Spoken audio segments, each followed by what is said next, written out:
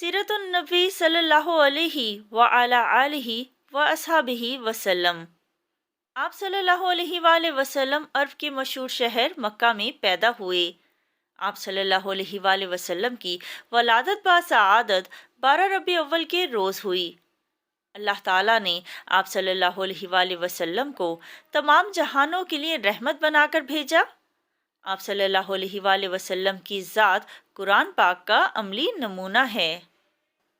آپ صلی اللہ علیہ وآلہ وسلم کی ذات اقدس حاجت مندوں کی حاجت روائی کرنے والی، بیماروں کی عیادت کرنے والی، غریبوں کی مدد کرنے والی، بچوں پر شفقت کرنے والی، مہمانوں کی مہمان نوازی کرنے والی اور جانوروں پر رحم کرنے والی ہے۔ آپ صلی اللہ علیہ وآلہ وسلم نے تمام امت کو اللہ تعالیٰ کا پیغام حق پہنچایا۔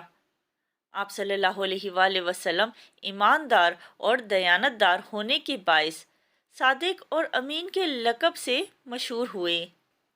یہاں تک کہ دشمن بھی اپنی امانتیں آپ صلی اللہ علیہ وآلہ وسلم کے پاس رکھواتے۔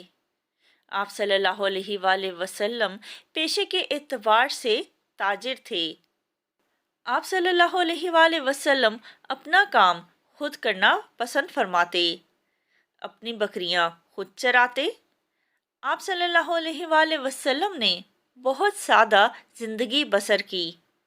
آپ صلی اللہ علیہ وآلہ وسلم نہایت سادہ کھانا کھاتے، گھر کے کاموں میں ازواج مطہرات کا ہاتھ بٹاتے، نہایت شائستہ گفتگو فرماتے۔ مکہ کے لوگ آپ صلی اللہ علیہ وآلہ وسلم کے اخلاق سے متاثر ہو کر ایمان لے آئے۔